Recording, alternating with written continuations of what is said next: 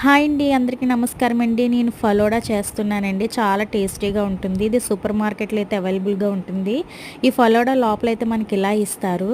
ఇది జెల్లీ అండి. Jelly ఫ్లెక్స్లో 2 packets ఇస్తారు. అవి మనం సగం సగం వేసుకుని హాట్ వాటర్లో అయితే కలిపేసుకుని దీన్ని అయితే 2 అవర్స్ అయితే పక్కన పెట్టేసుకోవాలండి.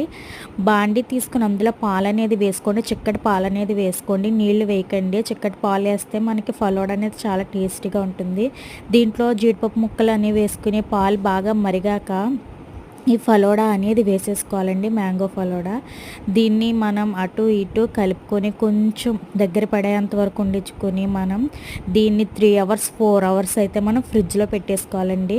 చూడండి, అలా మ్యాంగో ఐస్ క్రీమ్ వేసుకుని, అలా జెల్లీ వేసుకుని, అలా ఫలోడా వేసుకుంటే చాలా అంటే చాలా బాగుంటుందండి.